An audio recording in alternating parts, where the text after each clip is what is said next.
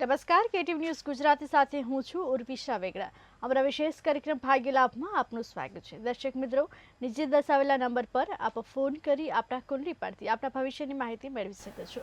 આપણા કુંડળી પરથી ભવિષ્યની માહિતી આપવા માટે અમારી સાથે જોડાઈ ગયા છે દક્ષિણ શાસ્ત્રીજી. શાસ્ત્રીજી, અમારા વિશેષ કાર્યક્રમ ભાગ્ય લાભમાં આપનું સ્વાગત છે. હર હર મહાદેવ. જી શાસ્ત્રીજી, દરેક દિવસનું એક અલગ મહત્વ રહેલું હોય છે. આવતીકાલે મંગળવારનો દિવસ છે. મંગળવારના દિન વિશેષ વિશે માહિતી આપશો. જગદગુરો નમસ્તુભ્યમ શિવાય શિવદાય ચ યોગીન્દ્રાણાં ચ યોગીન્દ્ર ગુરુણામ ગુરવે નમઃ. તમામ વિદ્યાના અધિપતિ ભગવાન શિવજીના ચરણોમાં નમસ્કાર.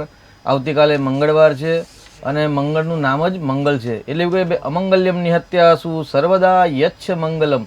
જેનું નામ જ મંગલ હોય એ ક્યારેય અમંગલ હોતા નથી. અને ભૂતકાળમાં પણ આપણે જે સંકટ ચોથ હતી ત્યારે આપણે ચર્ચા કરી ભાઈ મંગલ છે એ પૃથ્વીનો દીકરા છે, જ્યારે શ્રી મહાગણેશજીને પૃથ્વી તત્વના માલિક છે.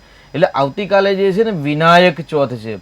ગઈકાલે આપણે ભગવાન શ્રી જગન્નાથજીના ઉત્સવનો જે આનંદ લીધો, તેમના આશીર્વાદ પ્રાપ્ત કર્યા. બીજ એટલે બીજનો ચંદ્ર રવિ પુષ્યામૃત યોગનો જે સમન્વય હતો ત્યારે લક્ષ્મીનારાયણના આશીર્વાદ લઈ અને આર્થિક સમૃદ્ધિના આપણે પ્રાર્થના કરી. આજે તૃતીયા તિથિ અને આવતીકાલે ચતુર્થી તિથિ. એટલે એવું કહેવાય ભાઈ શુક્લ પક્ષની અંદર જે ચોથ આવે તેને વિનાયક ચોથ કહેવાય, અને જ્યારે કૃષ્ણ પક્ષની અંદર જ્યારે ચોથ આવે તેને સંકષ્ટી ચોથ કહેવાય છે, અંગારકી ચોથ કહેવાય છે. એટલે એવું કહેવાય છે કે ભાઈ અંગારકી ચોથ કૃષ્ણ પક્ષને કહેવાય અને શુક્લ પક્ષની ચોથને વિનાયક ચતુર્થી કહેવાય. વિનાયક અને ચતુર્થી એટલે એવું કહેવાય ભાઈ ચોથ તિથિ છે એના માલિક છે ને એ શ્રી મહાગણેશજી છે. જ્યારે ગણેશજીનો ઉત્સવ ચાલતો હતો ત્યારે આપણે ગણેશજીના મહિમા વિશે, અલગ અલગ ગણેશજીના સ્વરૂપ વિશે આપણે ચર્ચા જ્ઞાન કરી હતી. ત્યારે એમાં કહ્યું હતું કે ભાઈ પાર્વતી માતાના ત્યાં ગાડી એક પાર્થિવનું સ્વરૂપ કર્યું. પાર્થિવ સ્વરૂપની અંદર શ્રી મહાગણેશજીના પ્રાણ કર્યા અને મૂકી અને ત્યાં થયું. અને ત્યાર પછી એનું જે શિરચ્છેદન થયું અને જે હાથીનું મસ્તક બેસવાનું, ત્યારથી શ્રી મહાગણેશ એટલે ગજાનન ગણપતિ મહારાજના નામથી પ્રસિદ્ધિની પ્રાપ્તિ કરી. એવું કે ભાઈ પાર્વતીનો જન્મ થયો છે હિમાલયના ત્યાં. એટલે એવું કે ભાઈ મેનકા દેવી અને હિમાલયના પુત્રી છે પાર્વતી છે. એવું કહે છે ભાઈ હિમાલયો નામ નગાધિરાજ. જે પર્વતો છે, જેટલા બધા પર્વતો, એ બધા પર્વતોનો જો રાજા હોય તો હિમાલય છે. અને હિમાલયની જે દીકરી છે ને એ માં પાર્વતી છે. અને પાર્વતીના જે ત્યાં બાળકનો જન્મ થયો ને એ વિનાયકનો જન્મ થયો, એટલે મહાગણેશનો જન્મ થયો, પ્રત્યુષનો જન્મ થયો. કે બે અષ્ટવસુ આપણે ગુજરાતી સમાજની અંદર, દરેક સમાજની અંદર એક સરસ કહેવત છે કે 33 કરોડ દેવતાઓ. એવું કહેવાય છે ભાઈ 33 કરોડો ને, પણ કરોડ એટલે કોટી, કોટીનો શબ્દ છે, પ્રકાર છે. અને 33 જે દેવતાઓ છે ભાઈ, દ્વાદશાદિત્ય એટલે 12 આદિત્ય, એકાદશ રુદ્ર એટલે 11 રુદ્ર, અષ્ટવસુ એટલે 8 વસુ, દ્વૌ અશ્વિનવ કુમાર એટલે 2 અશ્વિની કુમાર, એટલે ટોટલ 33 દેવતાઓ થાય છે. એમાંથી જે 8 વસુ છે એમાંથી એક વસુ છે એ વસુના જે અંશ કહેવાય ને એ શ્રી મહાગણેશ. તો ભાઈ અત્યારે એવું કહી શકાય કે ભાઈ સામાન્ય 26,000 કે 30,000 વર્ષ જેટલા આશરે વર્ષો થયા હશે હિમાલયના ત્યાં પાર્વતી માતાના જન્મ થયા. તો જ્યારે પાર્વતી માતાના જે શિવજીના જ્યારે લગ્ન થયા ત્યારે તેમણે કયા ગણેશજીની પૂજા કરી હતી, આવો પ્રશ્ન થાય છે. અને બ્રહ્મ વૈવર્ત પુરાણની અંદર, ગણેશ પુરાણની અંદર આનો ઉલ્લેખ પણ છે. કેવું કહેવાય છે ભાઈ હેરંબ નામ, એટલે હેરંબ નામના જે શ્રી મહાગણેશજી છે તેમની પૂજા ભગવાન શિવે કરી હતી એમના વિવાહ સમયે. અને હેરંબ નામનું જે સ્વરૂપ છે એ જે રાવણ, દધીચી ઋષિ, સપ્ત ઋષિ ઇત્યાદિ થયા ત્યારે એ પણ જે શ્રી મહાગણેશની જે પૂજા કરતા હતા એ મહાગણેશનું નામ છે સિદ્ધિ વિનાયક, અથવા તો વિનાયક ચતુર્થી, અથવા તો દેહલી વિનાયક, અથવા તો દેહલી ઢુંઢી ગણેશ વિનાયક. આવા અનેક નામ છે દાદાના. 1000 નામ પણ આપણે કહીએ. એવું કહી શકીએ ગકાર એટલે ગ એટલે ગણેશ, અને ગકારથી પણ 1000 નામ શ્રી મહાગણેશજીના છે. એટલે આવતીકાલે જે ચતુર્થી તિથિ છે એટલે એવું કહેવાય કે જે ભગવાન શ્રી મહાગણેશ જે ઓરિજિનલ જે સ્વરૂપ છે એ સ્વરૂપનું નામ છે સિદ્ધિ વિનાયક અથવા તો વિનાયક ચતુર્થી. એટલે ચોથ સાથે ભગવાન શ્રી મહાગણેશ એટલે જે પ્રત્યુષ છે, અષ્ટવસુ છે, અથવા તો એને આપણે સિદ્ધિ વિનાયક નામથી પણ ઓળખીએ છીએ. કે આપણે વર્તમાનની અંદર ગણેશજીનું જે એક સ્વરૂપ છે જે મુંબઈની અંદર ત્યાંથી કોટ ગાંગડ એટલે ગુજરાતની અંદર પણ તીર્થ ક્ષેત્ર છે, ત્યાં આગળ એ નામ પ્રસિદ્ધ છે ભાઈ સિદ્ધિ વિનાયક. એટલે ભાઈ એ વિનાયક નામ છે. એટલે જ્યારે શુક્લ પક્ષની અંદર જ્યારે ચતુર્થી આવે તેને વિનાયક ચોથ કહેવાય. એટલે આવતીકાલે વિનાયક ચતુર્થી છે. સાથે સોનામાં સુગંધ ભળતી હોય છે એવું કહેવાય છે. તો સોનામાં સુગંધ એટલે મંગળવારનો દિવસ છે. મંગલમ એટલે એવું કે ભાઈ અમંગલ્યમ નિહત્યાસુ સર્વદા યચ્છ મંગલમ, જેનું નામ મંગલ છે અને જેની આરાધના કરવામાં આવે તો એક નવી ઉર્જા પ્રાપ્ત થાય છે અને નવી ઉર્જા દ્વારા અમંગલ્ય દૂર થાય છે અને અમંગલ્યમ નિહત્યાસુ એટલે દૂર કરી અને સર્વદા યચ્છ મંગલમ એટલે પ્રતિદિન નિત્ય મંગલ કરતા હોય છે, કલ્યાણ કરતા હોય છે. એટલે એવા મંગલના દિવસે, મંગળવારના દિવસે વિનાયક ચોથનો સમન્વય એટલે આપણે અંગારક વિનાયક ચોથ પણ કહી શકીએ. એટલે આવતીકાલનું જે પર્વ છે એટલે અત્યારે વર્તમાનની અંદર ગુપ્ત નવરાત્રિ ચાલી રહી છે. ગુપ્ત નવરાત્રિની અંદર મા ભગવતીની શક્તિની આરાધના છે. યક્ષો ગંધર્વ દ્વારા જે મા ત્રિપુરાંબાની જે પૂજા થાય છે એ ત્રિપુરાંબાની પૂજાની આરાધનાના ચોથા દિવસ એટલે વિનાયક ચતુર્થી અને એના પછીનો જે દિવસ આવશે એ ઋષિ પંચમી, રંગ પંચમી કહી શકાય અથવા તો પાંચમ પણ કહી શકાય અથવા તો પાંચમું નોરતું પણ કહી શકાય. એટલે આવતીકાલે જે વ્યક્તિના જીવનમાં અમંગલ્યમ છે તે અમંગલ્ય દૂર કરવા માટે શ્રેષ્ઠ દિવસ કે શ્રેષ્ઠ પર્વ હોય એટલે વિનાયક ચતુર્થી અથવા તો આપણે અંગારક વિનાયક ચતુર્થી પણ કહી શકીએ. એટલે આવતીકાલે શ્રી મહાગણેશજીની પૂજા કરવાનું શ્રેષ્ઠ પર્વ છે. ભાગ્ય લાભની અંદર દર્શક મિત્રોના અવારનવાર ફોન આવતા હોય છે કે ભાઈ અમારા લગ્નની અંદર બાધા આવે છે. કોઈ પણ કારણસર જ્યારે લગ્નમાં બાધા આવતા હોય, વિઘ્ન આવતા હોય, સંકટ, કષ્ટ, પીડા આવતી હોય, જન્માક્ષર ગ્રહ નક્ષત્રના સમસ્યા છે અથવા તો વ્યવહારિક સમસ્યા છે અથવા તો એક કોઈ બોડીની પર્સનાલિટી નથી અથવા તો એજ્યુકેશન નથી અથવા તો આર્થિક સમૃદ્ધ નથી, કોઈ પણ કારણસર જ્યારે લગ્નમાં કે વિવાહમાં બાધા આવતી હોય તો આવતીકાલથી શ્રી મહાગણેશજીની પૂજાનો પ્રારંભ કરવો. એવું કહેવાય છે ભાઈ મંગલ જ્યારે કુંડલીમાં હોય એટલે 1, 4, 7, 8 અને 12 આ સ્થાનમાં જ્યારે મંગલ હોય ત્યારે આપણે મંગલ દોષ કહી શકતા હોઈએ છીએ. ક્યારેક અપવાદ પણ હોય છે કે ભાઈ દીકરાની કુંડલીમાં જ્યારે મેષનો મંગળ ચતુર્થ ભાવમાં અથવા તો સપ્તમ ભાવમાં હોય અને દીકરીનો મંગળ અષ્ટમ ભાવ અથવા તો દ્વાદશ ભાવની અંદર કર્ક રાશિનો જ્યારે નીચેનો થતો હોય ને ત્યારે એ મંગળ દોષ નાબૂદ પણ થતો હોય છે. એટલે પ્રશ્નાર્થ છે કે ભાઈ આને મંગળ દોષ ગણવો અથવા તો ન ગણવો. પરંતુ સામાન્ય સિદ્ધાંત એવો છે કે ભાઈ પ્રથમ, ચતુર્થ, સપ્તમ, અષ્ટમ અને દ્વાદશ આ ભાવની અંદર જ્યારે મંગળ હોય ત્યારે માંગલિક કુંડલી કહેવાય છે. મંગળ એટલે ઉર્જા, મંગળ એટલે સેનાપતિ, મંગળ એટલે મેનેજમેન્ટ.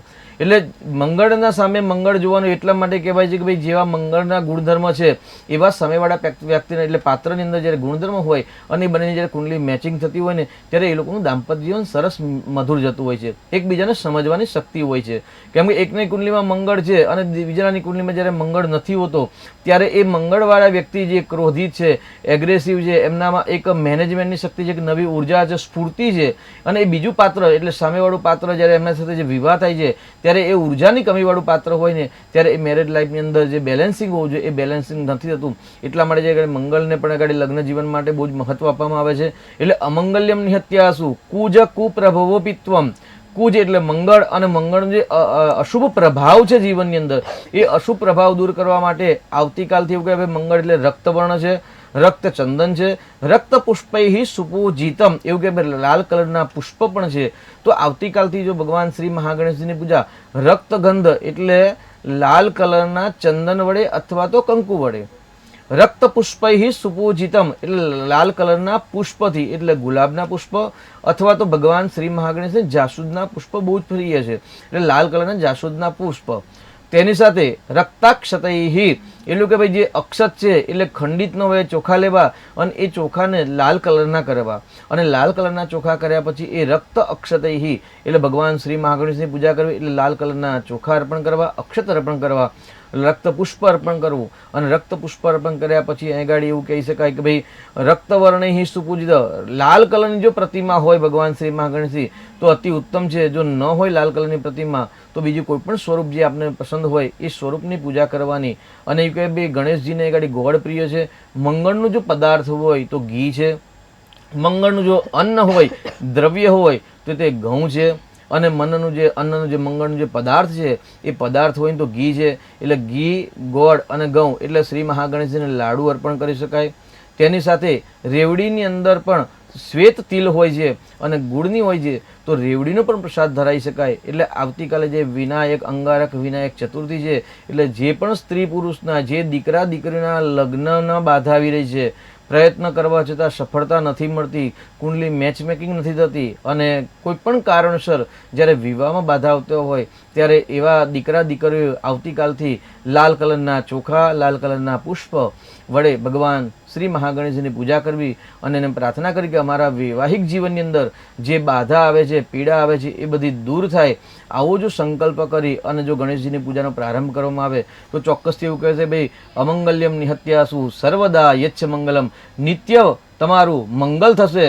શ્રદ્ધાવાન લભતે ફલમ, શ્રદ્ધાપૂર્વક જો આ કરવામાં આવશે તો ચોક્કસથી ઉત્તમ પ્રકારનું ફળ અને લાભની પ્રાપ્તિ થશે. એટલે આવતીકાલે મંગળવારનો દિવસ, ચતુર્થી તિથિ છે અને સાથે મંગળવાર સાથે વિનાયક ચોથ, અંગારકી ચોથ કહેવાય છે. હવે એનાથી આગળ આપણે જો વાત કરીએ તો નક્ષત્ર પર દિનનો મહિમાનો આધાર હોય છે. એટલે ગઈકાલે રવિ પુષ્યામૃત યોગ હતો. રવિ પુષ્યામૃત યોગના દિવસે રથયાત્રાનો જે ઉત્સવ હતો એટલે એક શ્રેષ્ઠ ઉત્તમ પર્વ હતો. જે પર્વના દિવસે પૂજા કરવાથી અનેક ગણું શીઘ્ર ફળ પ્રાપ્ત થતું હોય છે. આજે પ્રાતઃકાલે પણ પુષ્ય નક્ષત્ર હતું અને પુષ્ય નક્ષત્ર પૂર્ણ થયા પછી આશ્લેષા નક્ષત્ર અને આવતીકાલે પ્રાતઃકાલે આશ્લેષા નક્ષત્ર છે. એટલે એવું કે ભાઈ અશ્વિની, ભરણી, કૃતિકા, રોહિણી, મૃગશીર્ષ, આદ્રા, પુનર્વસુ, પુષ્ય, આશ્લેષા અને મગા. એટલે પ્રાતઃકાલે આવતીકાલે 10 સાડા 10 સુધીની અવસ્થામાં એટલે સમય પ્રમાણ સુધીમાં આશ્લેષા નક્ષત્ર અને ત્યાર પછી આવશે કેતુનું નક્ષત્ર એટલે મઘા નક્ષત્ર. એટલે સવારે જે પ્રાતઃકાલે જે નક્ષત્ર છે એ આશ્લેષા નક્ષત્ર અને જેના દેવતા છે સર્પ દેવતા, નાગ દેવતા. અને ત્યાર પછી જે નક્ષત્ર આવશે એ મઘા નક્ષત્ર, જેના સ્વામી છે પિતૃનારાયણ દેવતા અને ગ્રહ પ્રમાણે જોઈએ તો કેતુ દેવતા છે. ગઈકાલે જે અમારે જે ઓફિસની અંદર એક ક્લાયન્ટ આવ્યા હતા અને એમણે એવું પ્રશ્ન પૂછ્યો, એમની કુંડલીમાં કાલસર્પ યોગ હતો. એટલે કાલસર્પ યોગના 244 પ્રકારના વિવરણ કર્યા. ત્યારે સર્પાદી દોષ અને નાગ દેવતા આવું જ્યારે શબ્દ ઉચ્ચારવામાં આવ્યો ત્યારે એ યજમાન સુગ્ન અને જ્ઞાતા હતા. તો એમણે એક સરસ પ્રશ્ન પૂછ્યો અને બહુ જ્ઞાન સમજવા જેવી વાત હતી કે બહુ એક સામાન્ય પ્રશ્ન પણ એક જ્ઞાનયુક્ત પ્રશ્ન હતો કે ગુરુજી સર્પ દોષ અને નાગ દોષ અથવા તો નાગ દેવતા, કેમ કે આપણે સર્પ દેવતા નથી કહેતા પણ નાગ દેવતા શબ્દ વાપરવામાં આવે છે, સર્પ દેવતા નથી કહેવામાં આવતો. તો સર્પમાં અને નાગમાં અંતર શું છે? જ્યારે એવો સવાલ કરવામાં આવ્યો અને જ્ઞાતા હતા અને ઈચ્છુક હતા એટલે એક બતાવવાની ઈચ્છા પણ થઈ કે ભાઈ સર્પ અને નાગની અંદર આપણે નાગ દેવતાની પૂજા કરીએ છીએ. જેમ કે હવે શ્રાવણ મહિનો આવશે, પંચમી તિથિ આવશે, નાગ પાંચમ આવશે. સર્પ પાંચમ આપણે ત્યારે કહેતા નથી, નાગ પાંચમ કહેવામાં આવે છે. તો નાગ એ દેવતા છે. એવું કે ભાઈ 84 લાખ યોની અને યુનિવર્સલ જે 33 કરોડ દેવતાનો આપણે જે શબ્દ વાપરીએ 33 પ્રકારના દેવતા છે એમાંથી રસાતલ અને પાતાલ, જેમ કે અત્યારે આપણે વર્તમાનમાં રહીએ છીએ પૃથ્વી લોક પર રહીએ છીએ અને આવા બીજા 7 લોક છે. ઘણા લોકો એવું કહે કે અમે જ્યોતિષમાં માનતા નથી, અમે આમાં માનતા નથી, પરંતુ અહીં આગળ એક શબ્દ એવું સરસ છે કે ભાઈ આપણે છે ને એક પ્લાનેટ એટલે પૃથ્વી નામનો અર્થ નામનો જે ગ્રહ છે એ ગ્રહના ઉપર જ આપણે રહેતા હોઈએ છીએ. એટલે યુનિવર્સલની અંદર આકાશની અંદર અનેક ગ્રહો, અનેક તારાઓ છે અને એ છે ભૂમંડળ. એટલે એવું કે ભાઈ આપણે જે વર્તમાનમાં અત્યારે જે રહીએ છીએ એ ભૂમંડળ છે અને આવા બીજા 14 મંડળ છે. એટલે એવું કે ભાઈ ભુવ, શ્વહ, મહ, જન, તપ અને સત્ય. એટલે આ 7 લોક બીજા છે અને નીચેના જે 7 લોક કહેવાય છે એને એવું કહેવાય તલ, અતલ, વિતલ, સુતલ, રસાતલ, મહાતલ અને પાતાલ. એટલે બીજા 7 લોક એટલે 14 લોક છે. જેમ કે હવે રક્ષાબંધન જ્યારે આવશે ત્યારે આપણે હવે દેવ પોઢી જવાના 11 દિવસે, આ જે 11 હશે ત્યારે દેવ પોઢી 11 કહેવાશે. અને ત્યારે એવું કે ભાઈ ભગવાન શ્રી હરિનારાયણ પાતાલ લોકની અંદર બલિરાજાના દ્વારપાલ તરીકે એમની રક્ષા માટે જતા હોય છે. એટલે આપણે આ કથા અને દંતકથા ને કથા પ્રચલિત છે અને એ દિવસે આપણે ભાઈ અને બેનને એટલે બેન ભાઈને જ્યારે રક્ષા બાંધતી હોય ત્યારે કે ભાઈ એને બધો બલિરાજા દાનવેન્દ્રો મહાબલો. એટલે ત્યારથી આપણે જાણીએ ભાઈ પાતાલમાં બલિરાજા છે. તો આવા બીજા 7 લોક છે. તેવા 7 લોકની અંદરમાં નીચેના જે 7 લોક છે, પાતાલના ઉપરનું જે લોક છે એનું નામ છે રસાતલ. અને રસાતલની અંદર એવું કહેવાય છે કે ભાઈ જે રાક્ષસ નામના જે પ્રાણી કે યોની છે એ બધી યોનીઓ ત્યાં રહેતી હોય છે અને ત્યાં પાતાલ લોકની અંદર ત્યાં સર્પાદી, નાગાદી રહેતા હોય છે, દેવતાઓ રહેતા હોય છે. એટલે આપણે જેમ જે સર્પની વાત કરીએ તો ગામડા વિસ્તારમાં રહેતા હોય ત્યાં સર્પ નીકળે એટલે ગામના સર્પ અલગ કહેવાય છે. પણ એ જ સર્પ નદીની અંદર પણ સર્પ હોય છે, તળાવમાં પણ રહેતા હોય છે સર્પ. જે તળાવમાં સર્પ રહેતા હોય છે ને એ સર્પ હંમેશા દરિયામાં નથી રહી શકતા. એટલે દરિયાના સર્પ અલગ છે, જંગલના અલગ અને ગામના અલગ હોય છે. એટલે બ્રહ્મલોકે ચય સર્પા શેષનાગ પુરોગમા નમસ્તુ તેભ્ય સુપ્રીતા પ્રસન્ના સંતુ તે સદા સંતુ મે સદા. એવું કહેવાય છે કે ભાઈ સર્પાદી દેવતાઓ જ્યારે પ્રસન્ન થતા હોય ત્યારે વિષાદી જે દોષ હોય એ દોષમાંથી મુક્તિ મળતી હોય છે. એટલે સરસ સુગ્ન યજમાને પ્રશ્ન પૂછ્યો કે સર્પમાં અને નાગમાં શું અંતર છે? ત્યારે એમને એક જવાબ આપ્યો કે ભાઈ જે ઉપનિષદ વેદની અંદર અનેકો મંત્રમાં વર્ણન છે કે ભાઈ જે લઘુરુદ્ર થાય છે અષ્ટાધ્યાયી રુદ્રીમાં, એમાં નમસ્તક્ષદ્વ્યો રથકારેભ્યશ્ચ નમો નમઃ કરી જે મંત્ર છે વૈદિક મંત્ર, એ વૈદિક મંત્રને એવું કહે છે ભગવાન શિવજીના કંઠની અંદર જે સર્પ છે એ તક્ષક નામનો સર્પ છે. જ્યારે સમુદ્ર મંથન થયું અને દેવો દાનવોએ જ્યારે સમુદ્ર મંથન કર્યો અને મેરુ પર્વતને ત્યાં આગળ ભગવાન શ્રી હરિનારાયણે કુર્મનો અવતાર લીધો અને કુર્મ નારાયણના રૂપમાં ત્યાં દરિયામાં બેસીને એમના પીઠ ઉપર મેરુ પર્વત મૂકવામાં આવ્યો અને વાસુકી નામના સર્પનું દોરડું બનાવ્યું અને દેવોએ દાનો જે સમુદ્ર મંથન કર્યું એ વાસુકી નાગ છે. ભગવાન શ્રી હરિનારાયણ જે સર્પ પર સૈયા કરી રહ્યા છે એ શેષ નાગની સૈયા છે. જે કૃષ્ણ ભગવાને યમુનાની અંદર જે કાલ્ય નાગને હણે તો એ કાલ્ય નાગ છે. એટલે એવું કે ભાઈ જેટલા 14 લોક છે એ 14 લોકની અંદર મુખ્ય 9 રાજા છે અને એવું કે ભાઈ અનેક સત ફણા સત, જેમ કહેવાય સૌથી જેમ કહેવાય કે ભાઈ ક્રોધીમાં ક્રોધી જો પ્રાણી હોય ને તો સર્પ છે કે નાગ છે. એટલે એમને એવું કહેવામાં આવ્યું ગઈકાલે કે ભાઈ શાસ્ત્ર પ્રમાણે નાગની ઘણી બધી યોની છે અને સર્પનું આયુષ્ય કોઈ જાણી શકતું નથી, કેમ કે એ પેટે ચાલનારા પ્રાણી છે અને પેટે ચાલનારા પ્રાણી હોવાથી એ દર વર્ષે પોતાની ચામડી નીકાળતા હોય છે સર્પ દેવતા. એટલે ચામડી જ્યારે કાઢતા હોય છે ત્યારે સર્પનું આયુષ્ય કોઈ જાણી શકતું નથી. પણ એ ખાલી સર્પ અને નાગની અંદર અંતર એટલો છે કે જે પિતૃઓ દિવંગત થઈ ગયા હોય છે અને એ પિતૃઓ જ્યારે ખેતરની રખેવાળી પોતાના ધનની રખેવાળી કરવા માટે જે યોનિમાં આવતા હોય છે તેને સર્પ યોનિ કહેવાય છે. એટલે સર્પ દોષને પિતૃદોષ પણ કહેવાય છે, અથવા તો પિતૃ કૃપા પણ કહેવાય છે, અથવા તો પિતૃનું સ્વરૂપ પણ કહેવાય છે. સૌરાષ્ટ્ર આદિ પ્રાંતની અંદર એવું કહેવાય છે ભાઈ સુરધન, સુરાપુરા અને વાછરડા એ રીતે પાડિયા બેસાડવામાં આવે છે, પાડિયાની પૂજા કરવામાં આવતી હોય છે. એ જે એમની રક્ષા કરતા હોય છે, એમના પરિવારની રક્ષા કરતા હોય છે, એમના સમાજની એમની સંપત્તિની રક્ષા કરતા હોય છે. એટલે સર્પ અને નાગની અંદર એટલો છે કે ભાઈ સર્પ છે જે પ્રાણી માત્ર જે પોતાનો જીવ ગુમાવે છે અને ત્યાર પછી એવું કહેવાય ભાઈ 84 લાખ યોનિના જે સર્પના જે ફેરા છે એમાં એ ફેરાની અંદર દરેક પ્રાણી માત્ર એક વખત સર્પ યોનિમાં જવું પડતું હોય છે. એટલે સર્પને આપણે પિતૃ પણ કહી શકીએ. પરંતુ જે નાગ શબ્દ છે એ નાગ છે નવકુલ નાગ દેવતાઓ છે, 9 રાજા છે. એટલે અનંતમ, વાસુકી, શેષમ, પદ્મનાભમ, શંખપાલ, કર્કોટક, તક્ષક, ધાતરાષ્ટ્ર અને કાલિય, આ 9 રાજા છે કે 9 નાગ દેવતા છે જે દેવતાના રૂપમાં છે. એટલે જે દેવતાના રૂપમાં છે તેને નાગ દેવતા કહેવાય છે. અને જે આત્મા જે સર્પ યોનિમાં આવતા હોય છે અને સર્પ યોનિમાં રહી રહેતા હોય છે એને સર્પ કહેવાય અથવા તો પિતૃ પણ કહેવાય છે. એટલે 244 પ્રકારના કાલસર્પ નામના યોગ બનતા હોય છે. રાહુની જમણી બાજુ કાલ પુરુષ બેસે છે અને રાહુની ડાબી બાજુ સર્પ પુરુષ બેસે છે. એટલે રાહુ છે સર્પનું મુખ છે અને જ્યારે સર્પનું મુખ કાલ પુરુષ અને સર્પ પુરુષને જ્યારે લઈને ચાલતા હોય ને ત્યારે કાલ સર્પ યોગ કહેવાય છે. કુંડલીની અંદર 12 ભાવ છે એટલે 12 ભાવની અંદર 44 ને 44 એટલે કેતુ સાથે 12 ગણો અને રાહુ સાથે 12 ગણો ત્યારે 44 પ્રકારના એટલે 244 યોગ બનતા હોય છે. જી શાસ્ત્રીજી દર્શક મિત્ર જોડાઈ ગયા છે. Hello hello hello hello hello દર્શક મિત્રો અમારો અવાજ તમારા સુધી પહોંચી રહ્યો છે. હેલો હેલો હા કઈથી બોલો અમદાવાદ? હેલો દર્શક મિત્રો અમારો અવાજ તમારા સુધી પહોંચી રહ્યો છે. હા હેલો અમે તો અમદાવાદમાં મકાન લીધું છે જૂનું. હેલો મકાન લીધું છે અંદર અમદાવાદમાં. જી શાસ્ત્રીજી દર્શક મિત્રો સંપર્ક તૂટી ગયો છે. આપણે કાલ સર્પ યોગ વિશે જે વાત કરી રહ્યા હતા તેના વિશે વધુ માહિતી આપશો. તો સર્પમાં અને નાગમાં આટલું જ અંતર ભાઈ જે પ્રાણી માત્ર જ્યારે પોતાનો જીવ ગુમાવે છે અને એક વખત જ્યારે બીજી વાર જન્મ ધારણ કરે અને જે સર્પ યોનિમાં જતા હોય છે ત્યારે એને આપણે સર્પ દેવતા કહીએ છીએ અથવા તો પિતૃ દેવતા પણ કહીએ છીએ. અને સાથે સાથે જે દેવતા છે જે નાગરૂપમાં જેમ કે ભાઈ શેષનાગ દેવતા છે એ ક્યારેય નથી. ગઈકાલે જે આપણે રથયાત્રાનો ઉત્સવ મનાવ્યો એ ઉત્સવની અંદર બલભદ્ર બહેન સુભદ્રા સાથે શ્રી કૃષ્ણ પરમાત્માના આપણે દર્શન કર્યા. કેમ કે જગન્નાથની જગતનો જે નાથ છે એનું નામ જગન્નાથ પડ્યું, પણ હકીકતમાં જગન્નાથ કોણ છે? તો ભાઈ જગન્નાથના જે સ્વરૂપ છે એ સ્વરૂપની અંદર શ્રી કૃષ્ણ પરમાત્માનું હૃદય બિરાજમાન છે. એટલે શ્રી કૃષ્ણ પરમાત્મા છે. અને જે બલભદ્રજી છે એ બલભદ્ર એવું કહેવાય છે કે ભાઈ શેષનાગના અંશ છે. રામાયણ વખતે જે લક્ષ્મણના રૂપમાં આવેલા એ પણ શેષનાગના અંશ હતા અને ત્યાર પછી બીજા રૂપમાં આવ્યા એટલે બલભદ્રના રૂપમાં આવ્યા એટલે બલભદ્ર પોતે જ શેષનાગના અંશ છે. એટલે દેવાંશ કહેવાય છે.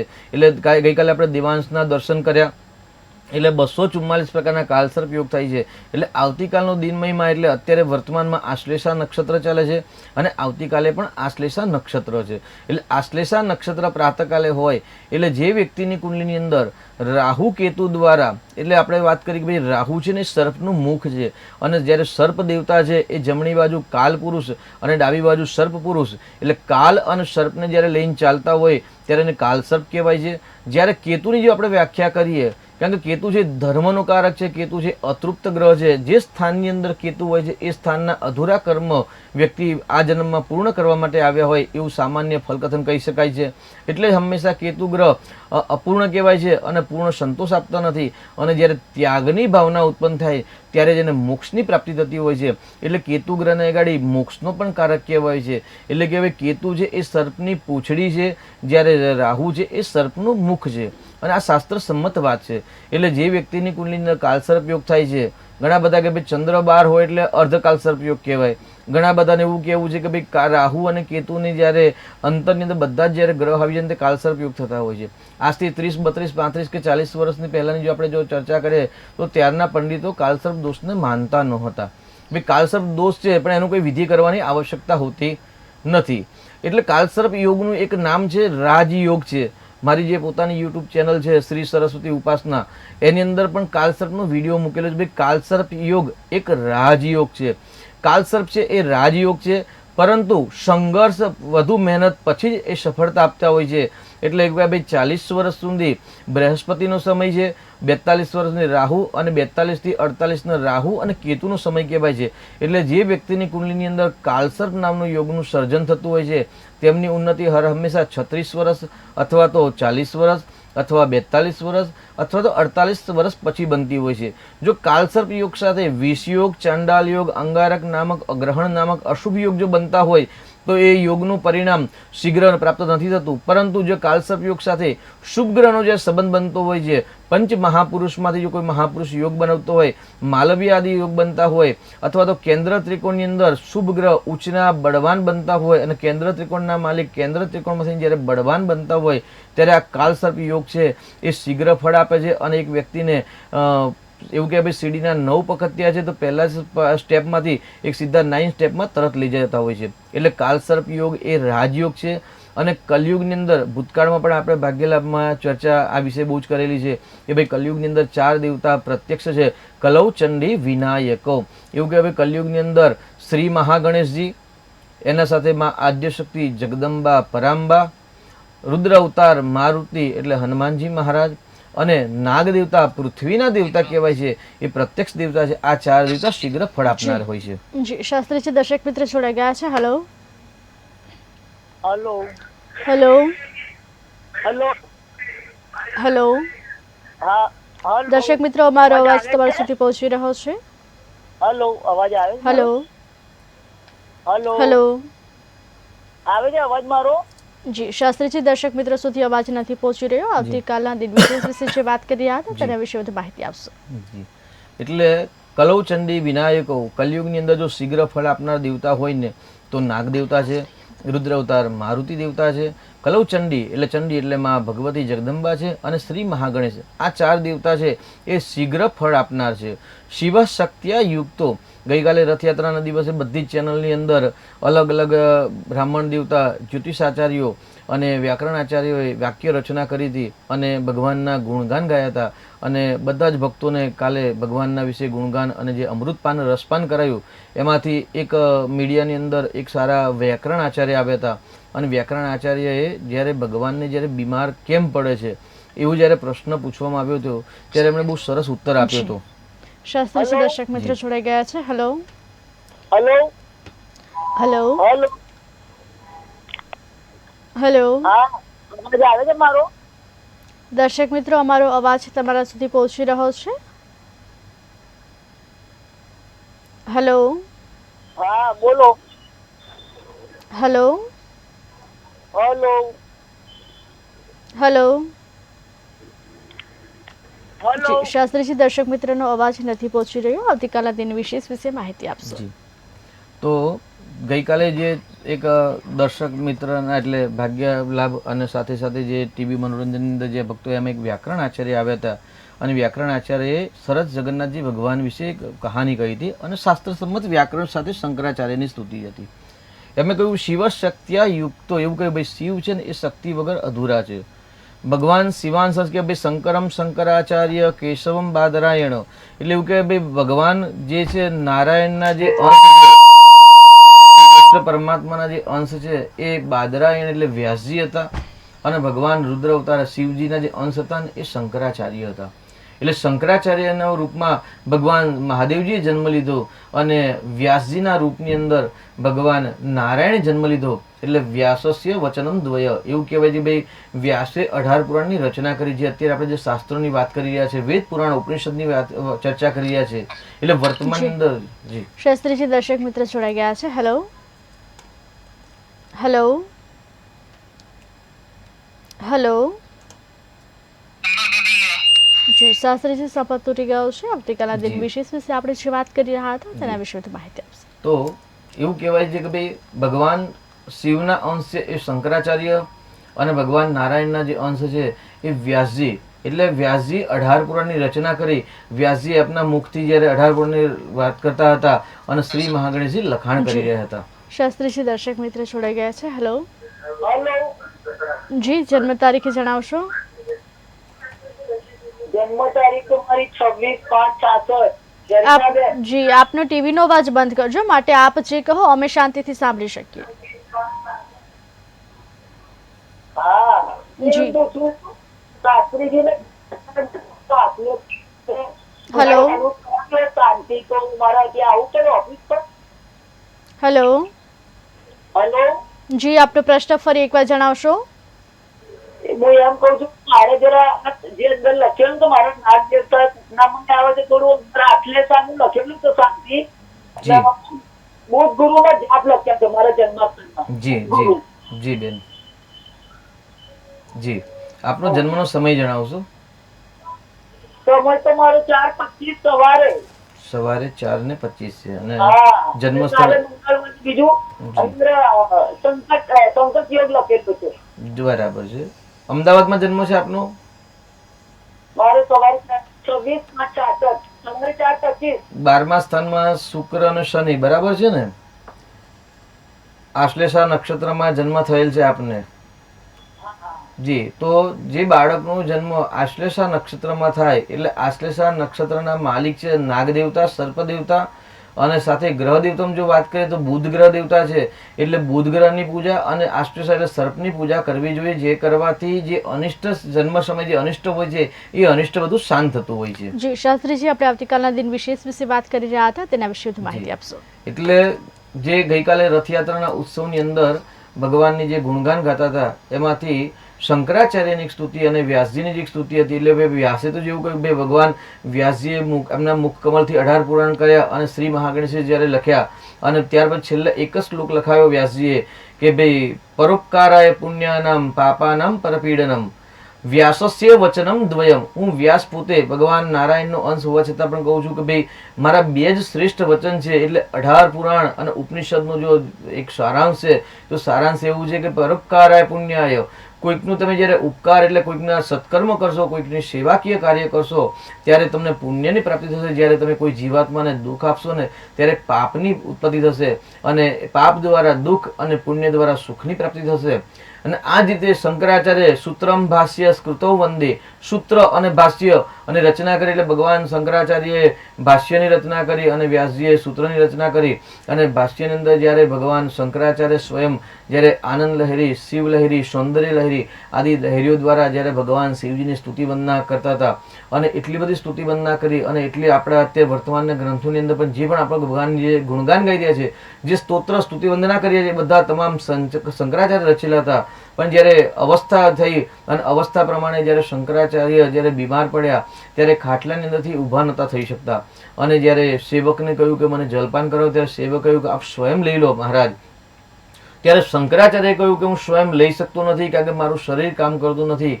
ત્યારે એમના ભક્તે એક સરસ વાત કરી હતી કે ભાઈ શિવ શક્તિયુક્તો, એ પરમાત્મા, હે શંકરાચાર્ય દેવ, આપને નમસ્કાર છે આપના ચરણોમાં, પરંતુ આપે ભગવાન શિવજીની સ્તુતિ વંદના કરી છે પણ શિવજીની સ્તુતિ વંદના સાથે આપે શિવજીની આરાધના નથી કરી શકતી. નહીં શાસ્ત્રીજી દર્શક મિત્ર જોડાઈ ગયા છે. હેલો, હેલો, જન્મ તારીખ જણાવશો? તારી જન્મ તારીખમાં 10 હેલો, 8 આપની જન્મ તારીખ ફરી એકવાર જણાવશો? 8 કઈ સાલમાં જન્મ થયો છે? 10 જન્મ સમય? 9 દિવસના છે કે રાતના? દિવસ જન્મ સ્થળ? જન્મ નીકળી જુનાગઢ બાજુ. જી, આપનો પ્રશ્ન શું છે? આ છોકરા તમને પૂછ્યું હતું. આપનો ટીવી નો અવાજ બંધ કરજો, માટે આપ જે કહો અમે શાંતિથી સાંભળી શકીએ. એ મારા છોકરાને ખબર કરવાનું છે ને તો ખાતી નથી. જી, આપને માર્ગદર્શન શાસ્ત્રીજી આપશે. આપનું નામ જણાવશો અને આપનો પ્રશ્ન બીજી વાર જણાવશો. એ મારા છોકરાને સગાઈ કરવાની છે ને એ છે ને ખાય છે બીજી પણ એને મકાન અટકી જાય છે. બરાબર છે. દીકરાના વિવાહ થયા નથી ને વિવાહની વાત અટકી જાય છે એવો પ્રશ્ન છે, બરાબર છે ને? બપોરની ચા પીધી નથી લાગતી બેન તમે? હજી સ્ફૂર્તિમાં નથી લાવતા. સ્ફૂર્તિમાં આવી જાઓ. દીકરાને પતિ પત્નીના સ્થાનનો માલિક છે ને મંગળ છે અને નીચનું છે, અને સાથે સાથે શુક્ર યોગકારક છે, એટલે શુક્રનું રત્ન ધારણ કરાવો.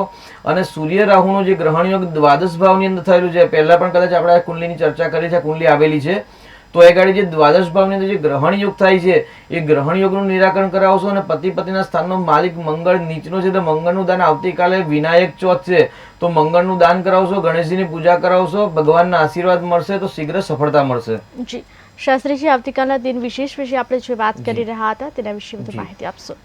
તો એ રીતે જ્યારે શંકરાચાર્ય સ્વાસ્થ્યથી નબળા બન્યા અને ત્યારે સેવકને જલનું કહ્યું, ત્યારે સેવકે કહ્યું કે આપ સ્વયં લઈ લો. ત્યારે ભગવાન શંકરાચાર્ય કે હું લઈ શકતો નથી. ત્યારે સેવકના મુખમાંથી એવું કહેવામાં આવ્યું, ભક્તના મુખમાંથી એવું કહેવામાં, હે પરમાત્મા શંકર, આપ તો સ્વયં શિવ મહાદેવજીના અંશ છો અને આપે ભગવાન શિવની પૂજા કરી છે, શિવની આરાધના કરી, અનેક સ્તોત્ર રચના કરી, પરંતુ આપે શક્તિની આરાધના નથી કરી. એટલે એવું કહે ભાઈ શિવ પણ છે, એટલે જે શિવ શબ્દ છે એની અંદર ઈકાર છે, અને જ્યારે ઈકાર જ્યારે કાઢી નાખવામાં આવે ત્યારે એવું કહે ભાઈ શિવના શબ્દને પણ સૌ થઈ જતું હોય છે. એટલે ઈ છે એ શક્તિ છે. એટલે શિવા શક્ત્યા યુક્તો, એટલે જ્યાં સુધી શરીરની અંદર શક્તિ નથી હોતી ત્યાં સુધી જીવનની અંદર ઉન્નતિ પ્રગતિ નથી થતી. ત્યારે શંકરાચાર્ય પછી મા ભગવતીની સૌંદર્ય લહરીની અંદર, આનંદ લહરીની અંદર અનેક સ્તુતિ વંદના કરી અને છેલ્લે કહ્યું મત્સમા પાતકી નાસ્તિ પાપગ્નિ તત્સમાનહિ એવમ જ્ઞાત્વા મહાદેવી યથા યોગ્યમ તથા કુરુ. એવું કહ્યું મારા જેવો કોઈ પાપી નથી અને તારા જેવો પાપને દૂર કરવાવાળી મા ભગવતી નથી. હું તારે શરણે આવ્યો છું. યથા યોગ્યમ તથા કુરુ. હે મા ભગવતી, જેમાં મારું કલ્યાણ હોય, આ દેહનું કલ્યાણ હોય એવી તું કૃપા કરજે. જ્યારે શંકરાચાર્ય આવી સ્તુતિ વંદના કરી એટલે એવું કહેવાય કે જ્યારે શંકરાચાર્ય સ્વયં મહાદેવજીના અંશ હોવા છતાં પણ જો એમને સમસ્યા થતી હોય, ભગવાન નારાયણના અંશ જે વ્યાસજી છે એ વ્યાસજી પણ જ્યારે આવી મુશ્કેલીમાં આવતા હોય ત્યારે આપણે કહીએ આપણે તો મનુષ્ય અવતાર છે અને આશ્લેષા નક્ષત્રમાં જેનો જન્મ થયો હોય, જ્યેષ્ઠામાં જન્મ થયો હોય, મૂળ નક્ષત્રમાં જન્મ થયો હોય.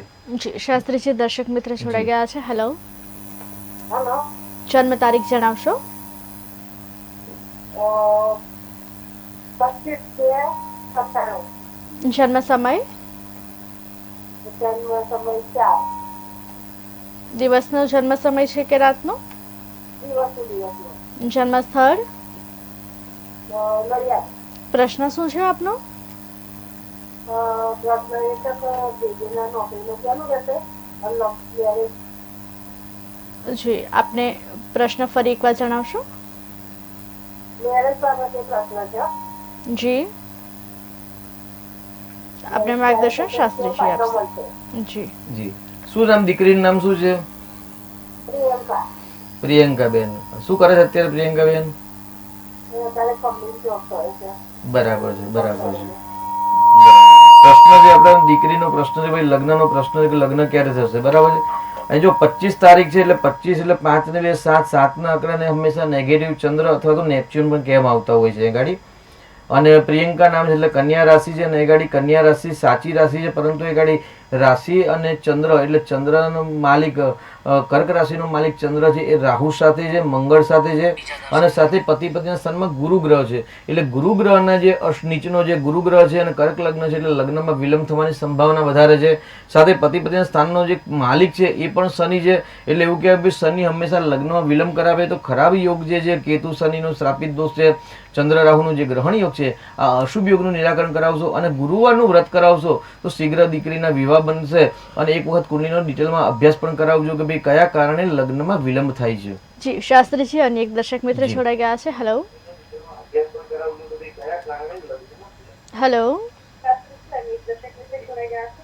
હેલો, હું સુરતથી બીના બોલું છું. જી, આપણો ટીવી નો અવાજ બંધ કરજો, માટે અમારા શાસ્ત્રીજી આપને જે કહે તે આપ શાંતિથી સાંભળી શકો. 26/10/74. જી, આપની ટીવી નો અવાજ બંધ કરજો, માટે આપ જે કહો અમે શાંતિથી સાંભળી શકીએ. 26/10/74. હા, 26/10/74. જી, જન્મ સમય, 12:25. મારો સવાલ છે કે જન્મ સ્થળ જણાવશો. આપનું જન્મ સ્થળ જણાવશો, ક્યાં જન્મ થયો છે. સુરત.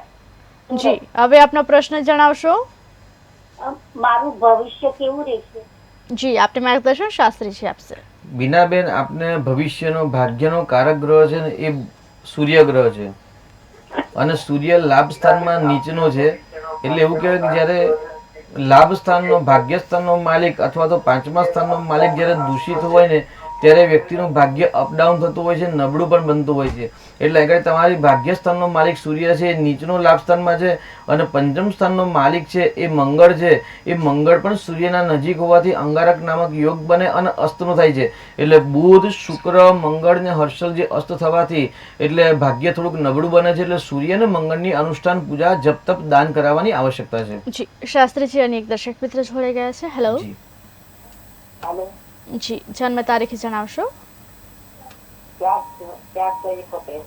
જન્મ સમય, સમય તો મારો છે, મને કઈ ખબર નહીં, પણ નીકળી ગયેલો છે મારો. જન્મ સ્થળ કયું છે આપનું. નીકળી જુનાગઢ બાજુ ને મારા પગ દુખે ને એ મારે પૂછવાનું છે. જી, આપને માર્ગદર્શન શાસ્ત્રીજી આપશે. નીકળી કૃષિ છે આમ બાજુ ઉના બાજુ. જી, 4/6/1971 જન્મ તારીખ બરાબર છે. હા, અચ્છા, શું નામ છે આપનું? રંજનબેન. રંજનબેન, આપનો પ્રશ્ન જણાવો હવે.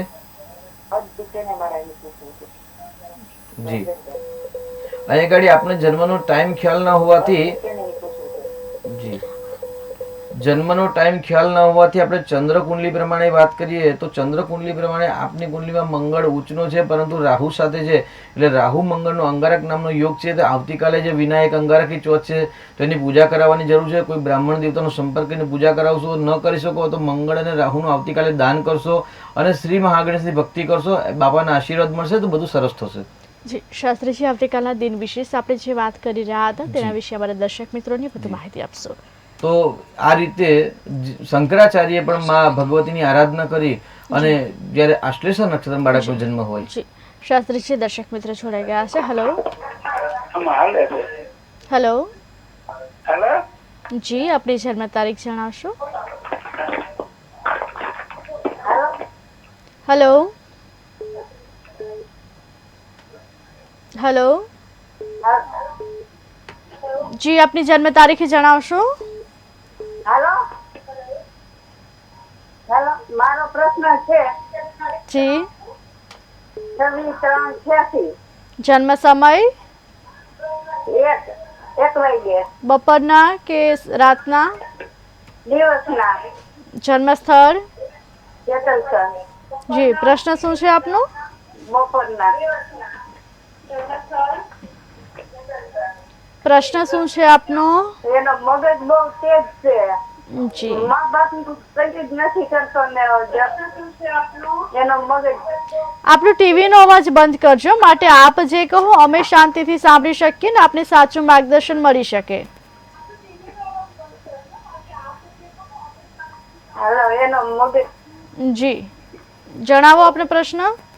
મગજ બહુ તેજ છે એનો. જી જી, આપને માર્ગદર્શન શાસ્ત્રીજી આપશે. મા બાપ નું કઈ જ નથી કરતો. જી, બહુ સરસ. એમ જ્યારે માનવું પડે. જી દીકરાની કુંડલીમાં જે આપે જન્મ તારીખ બતાવી છે તારીખ પ્રમાણે ધન રાશિ છે ને એ ધનુ રાશિ 7મા ભાવમાં આવે છે અને ધનુ રાશિ છે અગ્નિ તત્વની રાશિ છે ને એની અંદર મંગળ ગ્રહ છે. મંગળ ગ્રહ પણ અગ્નિ તત્વનો કારક છે એટલે અગ્નિની રાશિમાં જ્યારે અગ્નિ તત્વનો ગ્રહ આવે ત્યારે પ્રકૃતિ એમની તેજ હોય ઉગ્ર હોય તો પહેલા પણ આપને માર્ગદર્શન આપવામાં આવેલું છે કે ભાઈ દીકરા જોડે રુદ્રાભિષેક કરાવો, ભગવાન શિવજીનો અભિષેક કરાવો અને સારામાંનું ચંદ્ર રત્ન ધારણ કરાવો તો ચોક્કસથી ભગવાનની કૃપા પ્રાપ્ત થશે. એટલે ડૉક્ટર સાથે હંમેશા કન્સલ્ટિંગ કરવું સારી વસ્તુ છે, પરંતુ જે ડૉક્ટર દવા આપે ને એ દવા ગળવાથી જ હંમેશા તાવ ઉતરે. એવી રીતે જ્યોતિષ છે એ માર્ગદર્શન છે, એટલે માર્ગદર્શન લેવાથી સફળતા ન મળે, પણ માર્ગદર્શન પ્રમાણે જે પણ ઉપાય રેમેડીઝ બતાવવામાં આવે છે એ જો કરવામાં આવે તો ભગવાનના આશીર્વાદથી ધીરે ધીરે સફળતાની પ્રાપ્તિ થતી હોય છે. શાસ્ત્રીજી, આવતીકાલના દિન વિશે આપણે જે વાત કરી રહ્યા હતા તેના વિશે વધુ માહિતી આપશો? તો જે રીતે આવતીકાલે ને આજે આશ્લેષા નક્ષત્ર છે એટલે સામાન્ય આપણે જ્યોતિષ શાસ્ત્રની જો વાત કરીએ તો ભાઈ તિથિ, વાર, નક્ષત્ર, યોગ અને કરણ એટલે 15+1 એટલે એકમથી પૂર્ણિમા સુધી 15 તિથિ અને અમાવાસ્યાની 16મી તિથિ એટલે 16 તિથિ, 7 વાર રવિવારથી લઈને શનિવાર સુધી એટલે તિથિ, વાર, નક્ષત્ર અશ્વિની નક્ષત્રથી લઈ અને રેવતી નક્ષત્ર પર્યંત 27 નક્ષત્ર અને એની વચ્ચે આપણે એક અભિજીત મુહૂર્ત એટલે નક્ષત્ર પણ ઉમેરવામાં આવે છે એટલે 28 નક્ષત્ર. વિષ્કુંભારી યોગ એટલે 27 યોગ છે અને તાત્કાલિક બહુ બાલાવાધિકારીને 7+4 એમ કરીને 11 કરણ છે. શાસ્ત્રીજી, દર્શક મિત્ર જોડાઈ ગયા છે. હેલો.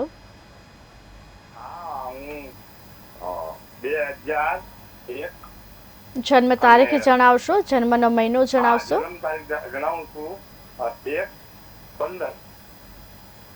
ફરી એકવાર જણાવશો આપની જન્મ તારીખ? 15/1/2001. જી. જન્મ સમય? રમસમય 11 વાગે. દિવસના કે રાતના? દિવસના છે અને રાજકોટમાં. જી. પ્રશ્ન શું છે આપનો? અને પર્સન છે એના લગ્ન થઈ ગયા જ્યાં બી જોયું છે બરોબર 15 છોકરાનું. જી. આપણે માર્ગદર્શન શાસ્ત્રીજી આપશે. 15 જાન્યુઆરી 2001 તારીખ બરાબર છે ને? હા, બરાબર બરાબર બરાબર છે. તો એ ગાડી છે ને દીકરાની કુંડલીમાં પતિ પત્નીના સ્થાનમાં બુધ રાશિનો ચંદ્ર છે અને ચંદ્ર છે ને પંચમ સ્થાનનો માલિક છે એટલે પંચમ સ્થાનનો માલિક થઈને જ્યારે પતિ પત્નીના સ્થાનમાં હોય અને અષ્ટમ ભાવમાં જ્યારે માંગલ હોય ત્યારે માંગલિક કુંડલી કહેવાય એટલે 24મા વર્ષે, 27મા વર્ષે અને 28મા વર્ષે વિવાહ યોગ છે. પરંતુ શુક્ર દ્વાદશ ભાવની અંદર છે એ વિવાહમાં વિલંબ પણ કરાવી શકે એવી સ્થિતિ છે. તો શુક્રનું રત્ન ધારણ કરાવશો અને ચંદ્રનું સારામાંનું મોતી રત્ન ધારણ કરી મંગળવારનું વ્રત કરાવશો. ભગવાનના આશીર્વાદથી 24 અથવા તો 27-28મા વર્ષે લગ્ન યોગ બને છે. જી. શાસ્ત્રીજી, આવતીકાલના દિન વિશેષ આપણે જે વાત કરી રહ્યા હતા તેના વિશે અમારા દર્શક મિત્રોને બધું માહિતી આપશો? તો 5 અંગ પ્રમાણે એટલે તિથિ, વાર, નક્ષત્ર, યોગ અને કરણ આ 5 અંગો દ્વારા જ્યોતિષ શાસ્ત્ર નિર્માણ છે અથવા તો આકાશ તત્વનું અથવા તો મુહૂર્ત દર્પણનું મુહૂર્ત શાસ્ત્ર આદિનું જે પંચાંગ ચાલે છે આપણે જે હિન્દુ સનાતન ધર્મની અંદર એ પંચાંગ આ 5 અંગો દ્વારા બનતું હોય છે. શાસ્ત્રીજી, દર્શક મિત્ર જોડાઈ ગયા છે. હેલો. હેલો. હેલો. જી. જન્મ તારીખ જણાવશો? 30/9/1998. જન્મ સમય? રાત્રે 9 વાગ્યા. જન્મ સ્થળ? ચીખલી, ગુજરાત. જી. કયા જિલ્લામાં આવેલું છે? નવસારી. જી. પ્રશ્ન શું છે આપનો? લગ્ન સમય ક્યારે આવશે? જી. આપણે માર્ગદર્શન શાસ્ત્રીજી આપશે. 30/9/1998 અને રાત્રે 9 કલાક એટલે 21 કલાકે જન્મ છે નવસારી જિલ્લામાં. બરાબર છે ને? હા. જી. લગ્ન માટે ઘડી વૃષભ લગ્ન છે ને પતિ પતિના સ્થાનનો માલિક મંગળ છે અને ત્યાં વૃષભમાં ગુરુનું પરિભ્રમણ છે. શું નામ છે? નામ જણાવશો? ભૂમિકા. જી. ભૂમિકાબેનને અત્યારે વર્તમાનની અંદર લગ્ન યોગ ચાલુ છે પરંતુ માંગલિક કુંડલી છે, ચોથા સ્થાનમાં મંગળ છે અને રાહુ મંગળનું અંગારક યોગના કારણે વિવાહમાં બાધા આવી છે. તો એનું નિરાકરણ કરાવશો, થોડુંક શનિનું દાન કરાવશો અને ગુરુવારનું વ્રત કરશો તો આ વર્ષે ગુરુ વૃષભ રાશિમાં ચાલે છે અને વૃષભ રાશિનો ગુરુ ચોક્કસથી લગ્ન કરાવે એટલે વર્તમાનમાં વિવાહ યોગ ચાલુ છે. જી. શાસ્ત્રીજી, અન્ય એક દર્શક મિત્ર જોડાઈ ગયા છે. હેલો. હેલો. હેલો, હું સુરતથી બીના બોલું છું. જી. જન્મ તારીખ જણાવશો આપની? આપણે તુષાર પટેલ. જી હલો, હા 9-10-72 જન્મ સમય, સવારે 12-10 જન્મ 12-10 સ્થળ, સ્થળ કયું છે? વડોદરા જી, પ્રશ્ન શું છે આપનો? 12-10 વડોદરા પ્રશ્ન શું છે આપનો? વડોદરા તુષાર ભવિષ્ય કેવું રહેશે? જી, આપને માર્ગદર્શન ભવિષ્ય શાસ્ત્રીજી કેવું આપશે. રહેશે? આપનો ટીવીનો અવાજ બંધ કરજો, માટે શાસ્ત્રીજી આપને જે કહ્યું તો આપ ભવિષ્ય શાંતિથી કેવું સાંભળી રહેશે? શકો. જી, ભવિષ્યનું કારક ગ્રહ એટલે ભાગ્ય, ભાગ્ય દ્વારા કર્મ અને કર્મ દ્વારા લાભની પ્રાપ્તિ થતી હોય છે. એટલે એ ગાડી તુષારભાઈ નામ છે, 72માં જન્મ છે. તુષારભાઈના ભાગ્યસ્થાનનો માલિક સૂર્ય છે અને સૂર્ય કર્મસ્થાનમાં છે. કર્મસ્થાનનો માલિક બુધ છે, એ લાભસ્થાનમાં છે, અને લાભસ્થાનનો માલિક જે શુક્ર છે ને ભાગ્યસ્થાનમાં છે. એટલે જેટલું પરિશ્રમ કરશે અને જેટલું ધર્મ કાર્ય કરશે, કારણ કે જ્યારે ધનુ લગ્નની કુંડલી હોય ત્યારે ભાગ્ય દ્વારા ધર્મ દ્વારા માણસની ઉન્નતિ પ્રગતિ થતી હોય છે. એટલે આ કુંડલીનો એક વખત અભ્યાસ કરાવવો જરૂરી છે. આપ અમારો વોટ્સઅપ દ્વારા સંપર્ક કરી શકો છો.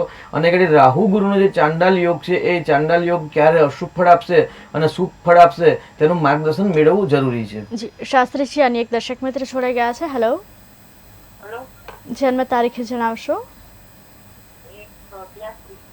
ફરી એકવાર જણાવશો? જન્મ સમય, જન્મ સ્થળ,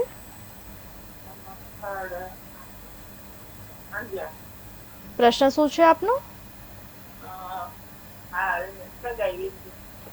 સગાઈ વિશે શું પ્રશ્ન છે આપનો? જી, આપને માર્ગદર્શન શાસ્ત્રીજી આપશે. 1/6/1983 બરાબર તારીખ છે? જી. તો અહીં ગાડી પતિ પતિના સ્થાનનો માલિક શનિ છે, ને આપણે ભાગ્યલાભના પ્રોગ્રામ દ્વારા પણ કહી શકતા હોય, કહીએ છીએ અવારનવાર, ત્યારે જ્યારે ભાગ્યસ્થાન કે પતિ પતિના સ્થાનમાં જ્યારે શનિ ગ્રહનો સંબંધ હોય છે ત્યારે લગ્નમાં હંમેશા વિલંબ થાય છે, અથવા તો જેનું લગ્ન જીવન થઈ ગયા છે તો લગ્ન જીવનના ક્લેશ કંકાસ ઉત્પન્ન થતા હોય છે. તો અહીં ગાડી પતિના સ્થાનનો માલિક શનિ છે, રાશિનો માલિક શનિ છે, ઉચ્ચ અવસ્થાનો હોવા છતાં, સુખ સ્થાનમાં હોવા છતાં પણ અહીં ગાડી સંપૂર્ણ આપ્યું ફળ નથી, કેમ કે એ મંગળના ચિત્રા નક્ષત્રમાં છે. તો અહીં ગાડી શનિચંદ્રનો જે વિષયોગ થાય છે, સૂર્યમંગળનો અંગારક યુગ થાય છે, એનું નિરાકરણ કરાવવું જરૂરી છે. એક વખત કુંડલીનો અભ્યાસ કરાવજો, કે આટલી લાંબી ઉંમર થઈ તેછા લગ્ન થયા નથી, તો એક વખત કુંડલીનો અભ્યાસ પણ કરાવવો જરૂરી છે. જી, શાસ્ત્રીજી અને એક દર્શક મિત્ર જોડાઈ ગયા છે. હેલો, હલો, જન્મ તારીખ જણાવશો? પછી હેલો, હલો. જન્મ હલો. તારીખ જણાવશો? 25/8/1949. જન્મ સમય, જન્મ સાહેબ ફિક્સ ખબર નથી, પણ બપોરના 3 થી 4 ની વચ્ચે છે. જી, જન્મ સ્થળ, નાની ખાવડી જામનગર જી, પ્રશ્ન શું છે આપનો? આમ બીમારી બી રાખે છે. જી, આપને માર્ગદર્શન શાસ્ત્રીજી આપશે. શેની બીમારી છે? હલો, હા, શરીરમાં કઈ બીમારી છે? આમ કોઈને કોઈ પણ બીમારી ચાલુ રહે. જેમ કે જમ્યા પછી ભૂખ લાગે એવી બીમારી, કે પછી શરીર માથું દુખી રહ્યું છે, કે પેટ દુખે? નહીં, એક બીમારી માટે બીજી ચાલુ થાય, બીજી અચ્છા. માટે ત્રીજી ચાલુ થાય. બહુ સરસ. બીમારીનું કોઈ નામ નથી, પરંતુ એ આપણે કુંડલી પ્રમાણે ચર્ચા કરીએ તો આપણા છઠ્ઠા સ્થાન રોગ શત્રુ સ્થાનનો માલિક છે ને એ શુક્ર છે, અને શુક્ર નબળો બનતો જાય. સ્નાયુઓ એટલે શનિ છે શરીરના સ્થાનમાં, એટલે સ્નાયુઓ શિથિલ થાય ત્યારે હંમેશા જેમ ઉંમર વધતી જાય તો સમસ્યા રહે. તો સામાન્ય હળવી એક્સરસાઇઝ એટલે ચાલવાની પ્રક્રિયા કરવાની, અને હળવો ખોરાક ખાશો અને ડૉક્ટરની સલાહ લેશો તો આપણે સફળતા મળશે. જી, શાસ્ત્રીજી અનેક દર્શક મિત્ર જોડાઈ ગયા છે. હેલો, હેલો, હેલો, દર્શક મિત્રો, અમારો અવાજ તમારા સુધી પહોંચી રહ્યો છે? હેલો, જી, શાસ્ત્રીજી સંપર્ક તૂટી ગયો છે. આવતીકાલના દિન વિશે આપણે જે વાત કરી રહ્યા હતા તેના વિશે અમારા દર્શક મિત્રોને વધુ માહિતી આપશો. જે ચર્ચા હતી તે પ્રમાણે અત્યારે સનાતન હિન્દુ ધર્મ પ્રમાણે 5 અંકથી પંચાંગ બને છે. એમાંથી તિથિઓની વાત કરીએ, પહેલા તિથિ આવે પછી વાર આવે. તો તિથિની અંદર 14 અને અમાસનો જ્યારે જન્મ હોય ત્યારે અનિષ્ટકાલ કહેવાય છે. ક્યારેક જ્યારે અવકાશ હશે અને એવો કોઈ પ્રસંગ હશે ત્યારે આપણે તિથિઓ વિશે પણ વિશેષ જાણીશું. પછી બીજું જે અંગ છે એ વાર છે. એ વારમાં પણ ભાઈ સોમવારનો જન્મ હોય તો કેવું ફળ મળશે, બાળકનો મંગળવારે જન્મ છે તો કેવું ફળ છે, એનું પણ આનું અલગ અલગ ફળ હોય છે. એટલે તિથિ, વાર અને આયુ નક્ષત્ર તો ભાઈ નક્ષત્રની અંદર જ્યારે જી શાસ્ત્રીજી દર્શક મિત્રો જોડાઈ ગયા છે. Hello hello, hello. આપનો ટીવીનો અવાજ બંધ કરજો, માટે આપ જે કહો અમારા શાસ્ત્રીજી શાંતિથી સાંભળી શકે ને સાચું માર્ગદર્શન આપી શકે.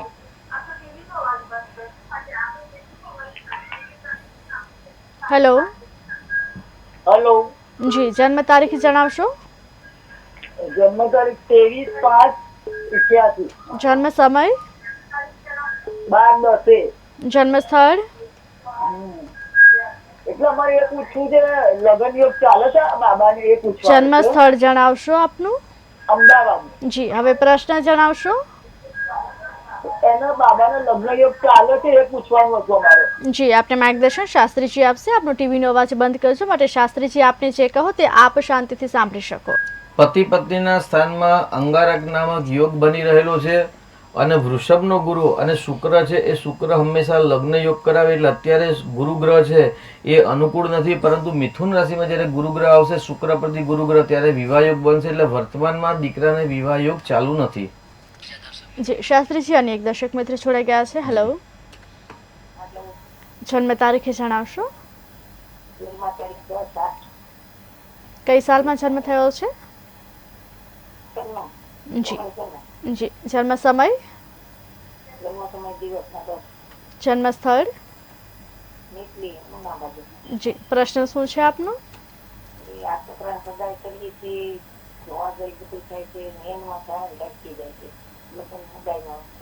જી, આપણે માર્ગદર્શન શાસ્ત્રીજી આપશે. શું નામ છે દીકરાનું? જી જી, અહીં ગાડી પતિ પત્નીના સ્થાનનો માલિક શનિ છે, એટલે શનિ હંમેશા લગ્નમાં વિલંબ કરાવે અને શનિ કેતુનું શ્રાપિત દોષ થયેલું છે. શ્રાપિત દોષ નિરાકરણ કરાવેલું છે? જો ન કરાવ્યું હોય તો આપના સંપર્કમાં અથવા આપના ગામની અંદર અથવા આપના ઘરની નજીકમાં જે ભૂદેવતા રહેતા હોય અથવા તો જે દેવના પૂજારી હોય તેમનો સંપર્ક કરીને જે ખરાબ યોગ છે એનું નિરાકરણ કરાવજો અને શુક્રનું દાન અથવા તો શુક્રનું રત્ન ધારણ કરાવશો, શીઘ્ર વિવાહ યોગ બનશે. જી શાસ્ત્રીજી, આવતીકાલના દિન વિશેષ વિશે વધુ માહિતી આપશો? તો આ રીતે 5 પ્રકારના અંગ બને છે. એમાં તિથિનો અલગ છે, વાર અને નક્ષત્ર. હવે નક્ષત્રની અંદર એવું કહેવાય છે કે ભાઈ અશ્વિની નક્ષત્રથી રેવતી નક્ષત્ર સુધી 27 નક્ષત્ર. એમાં રેવતી નક્ષત્રમાં અમુક ચરણમાં જ્યારે બાળકનો જન્મ હોય તો અનિષ્ટ કાળમાં જન્મ થયો કહેવાય છે. જ્યેષ્ઠા નક્ષત્ર, મૂળ નક્ષત્ર, આશ્લેષા નક્ષત્ર અને પુષ્ય નક્ષત્રના અમુક ચરણમાં જ્યારે બાળકનો જન્મ થાય ત્યારે અનિષ્ટ કાળમાં જ્યારે જન્મ થયો એવું કહેવાય છે. અને એવા બાળકોના કુંડલીની અંદર ગ્રહ ઉચ્ચના, બલવાન, કેન્દ્ર સ્થાનમાં, મિત્રનાશ, કેન્દ્ર ત્રિકોણના માલિક, કેન્દ્ર ત્રિકોણમાં શુભ યોગ બનતા હોવા છતાં પણ આવા યોગની અંદર જ્યારે જન્મ થયો હોય ત્યારે બાળકને શુભ ફળ પ્રાપ્ત નથી થતું. તેની સાથે વાત કરીએ તો પછી બીજો ચોથું અંગ છે એ યોગ, એટલે વિષ્કુંભાદી 27 યોગ છે. એટલે વિષ્કુંભ યોગ, અતિગંડ યોગ, ગંડ યોગ, વૈદ્રુતિ યોગ અને વૈતિપાત યોગ. આ જ્યારે યોગની અંદર જન્મ હોય ત્યારે પણ અનિષ્ટ જન્મ કહેવાય છે. જી શાસ્ત્રીજી, દર્શક મિત્ર જોડાઈ ગયા છે. હેલો જી, હેલો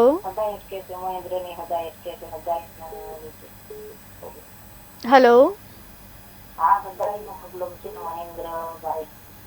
જી આપનો અવાજ સ્પષ્ટ નથી આવી રહ્યો.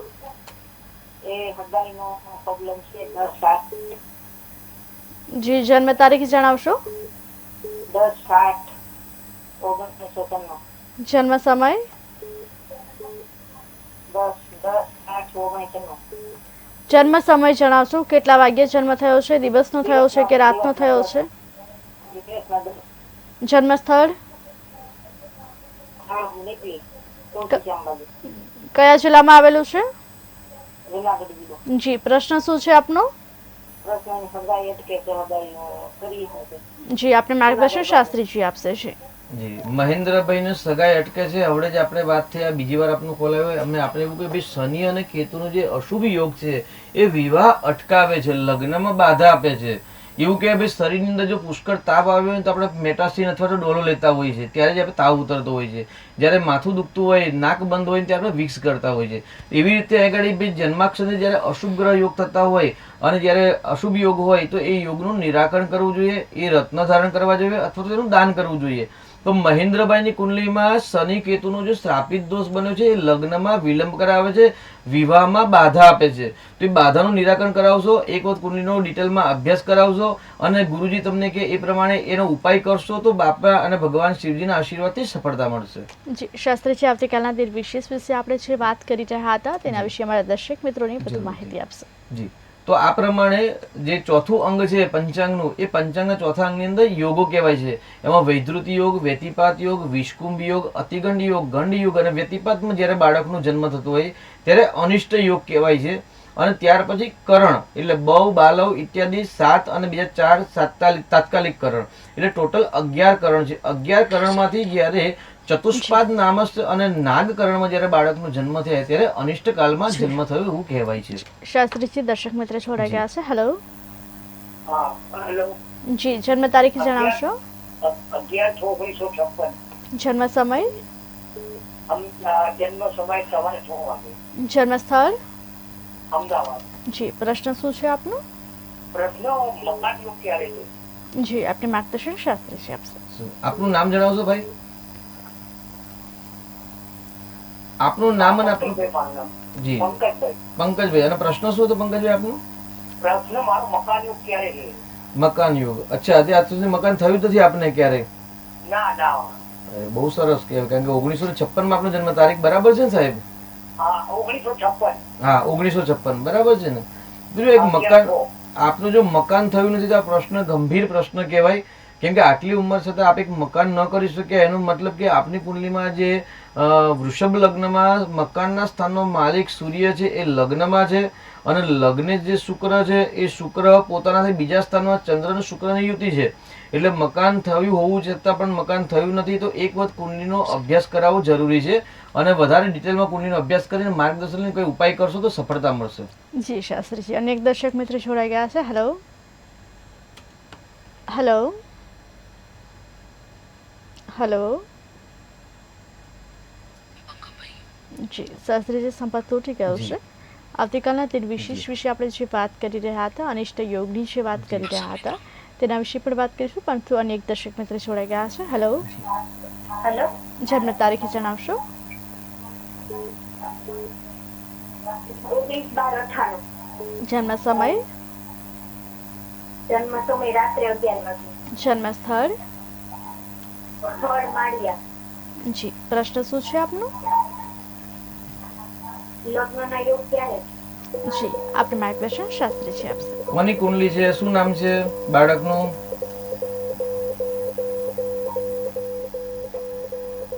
માળિયા જન્મ થયો છે 19/12/1998. નામ શું છે? અહીંયા આગળ લગ્નનો પ્રશ્ન છે. પતિ પતિના સ્થાનમાં જ ગુરુ, કેતુ અને રાહુની પ્રતિયુતિના કારણે ચાંડાલ યોગ બનેલો છે. એ ચાંડાલ યોગ લગ્નમાં વિલંબ કરાવે, ધનુ રાશિ બતાવે છે. એટલે આવતા એપ્રિલ મે મહિના પછી આ બાળકના વિવાહ યોગ ચાલુ થાય એવું કહી શકાય. વર્તમાનમાં સંપૂર્ણ લગ્ન યોગ નથી, પરંતુ 3-4 મહિના પછી સામાન્ય યોગ ચાલુ થાય છે અને એપ્રિલ મે પછી સંપૂર્ણ લગ્ન યોગનો પ્રારંભ થાય છે. જી શાસ્ત્રીજી, અમારી સાથે જોડાયા, અમારા દર્શક મિત્રોને આટલી સરસ માહિતી આપી તે બદલ આપનો આભાર. દર્શક મિત્રો, સોમથી શુક્ર આ જ સમયે નીચે દર્શાવેલા નંબર પર આપ ફોન કરી આપના કુંડળી પરથી આપના ભવિષ્યની માહિતી મેળવી શકો છો. અમારા વિશેષ કાર્યક્રમ ભાગ્ય લાભમાં હાલ આટલું જ. નમસ્કાર.